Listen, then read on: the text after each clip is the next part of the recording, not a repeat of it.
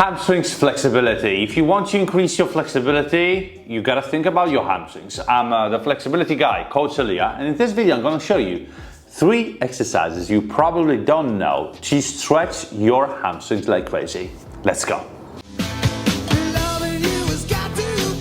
The flexibility guy, Coach Elia.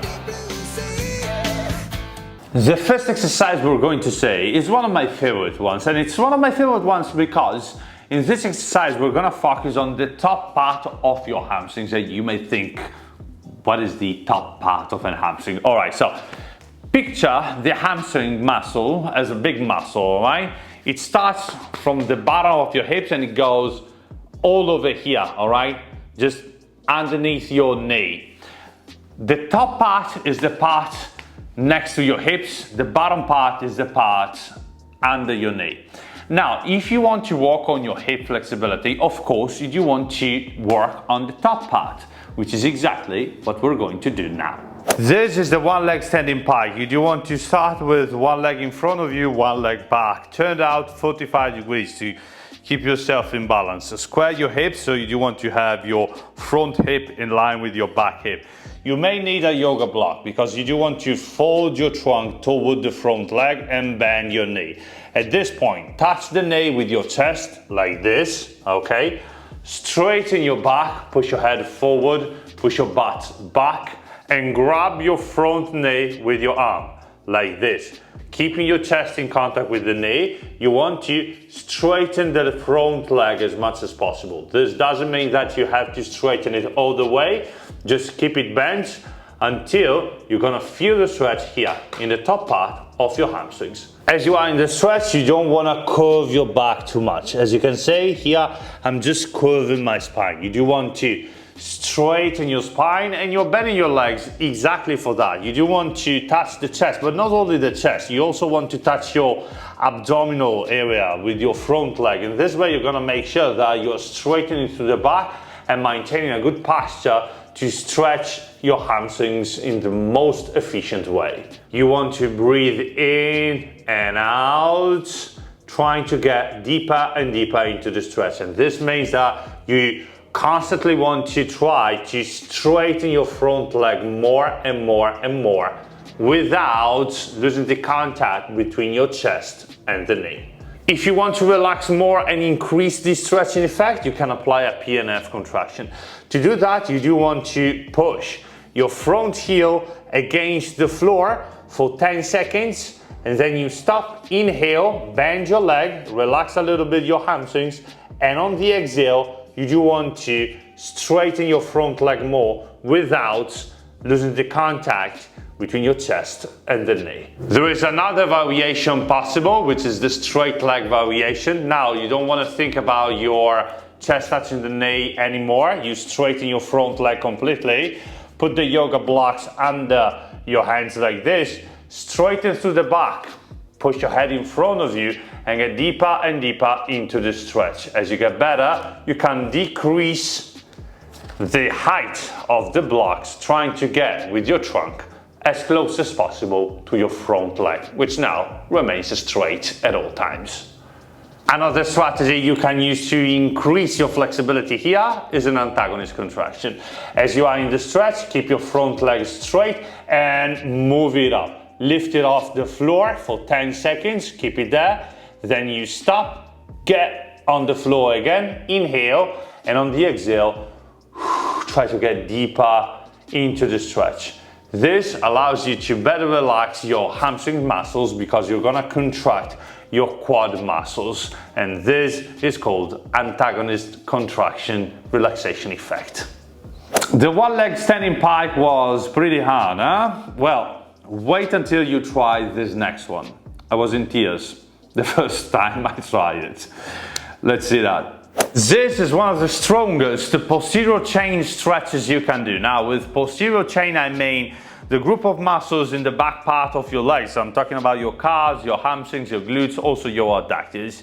Now, what you do want to do is this. You do want to put your front foot against the wall. So your heel and your toe against the wall. From here, you want to square your hips, which means that you do want to bring your front hip back and push your back hip in front of you. And at first, you just want to touch the wall like this.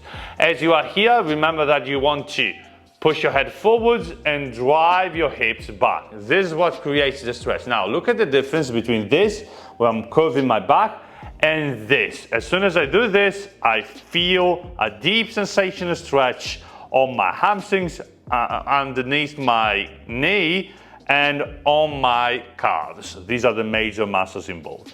As I want to make progress in this stretch, I want to put some yoga blocks under my hands. So I start against the wall, make my way down, and as soon as I can, I want to put my hands on top of the blocks and remain in this stretching position. Now, check this out. If you want to make this exercise a little more comfortable, so this exercise here is too hard for you, what you do want to do is this. You do want to pull your front heel away from the wall. So you want to get a little diagonal with your front foot. In this way, the exercise is going to be a little easier to perform, and you're going to feel that it's not that hard to get into the stretch. As you get better and better, you can move the yoga blocks down. So you want to get closer to your front leg with your trunk until you're gonna be able to touch the floor with your hands. And finally, a very good level here is this. You do want to touch the floor with your elbows, touching the front knee with your chest. This is amazing. Hamstrings and posterior chain flexibility. You can use two strategies to increase the stretch here. A PNF, where you push your front heel down for 10 seconds, then stop, inhale, and on the exhale, get deeper. And antagonist contraction strategy, which means that from this position here, you want to move your front leg up. It may come off the floor like this, or it may not.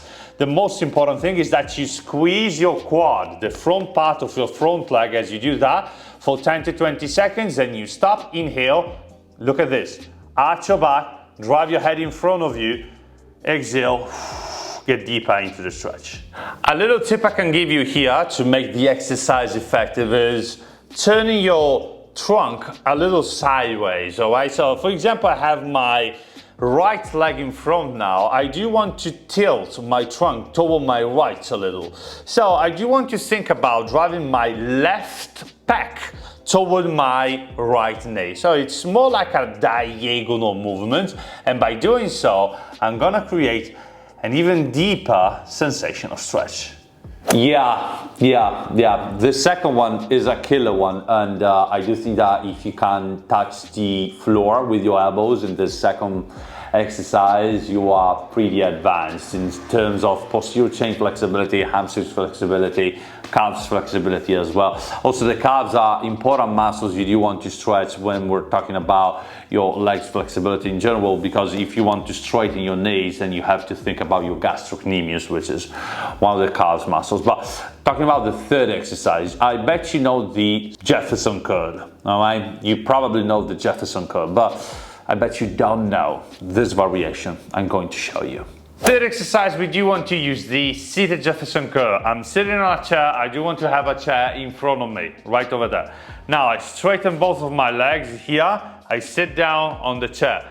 Straight lower back. So I don't want to sit with my back rounded. I do want to sit with my back straight.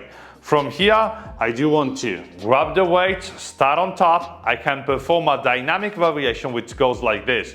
I get down as low as possible, stop. Couple of seconds here, come back up. Everything must be controlled, and I do want to feel the stretch thanks to the weights. Or I can also perform a static variation, which means that I'm gonna get into the stretch and I'm gonna pause here for more. For example, for 10 to 20 breaths. The correct technique goes like this. It's much better to straighten through the hips first and push the head forward rather than down.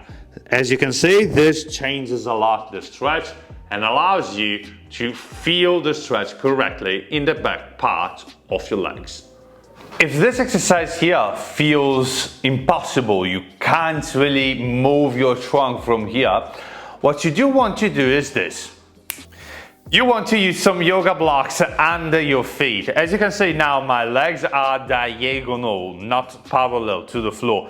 This decreases the stretch on my hips, allowing me to get into the stretch with much more ease. Okay, so you do want to basically repeat the same kind of progression, so it's dynamic if you want to get in and out of the stretch, and static when you do want to pause in the stretch for more breaths.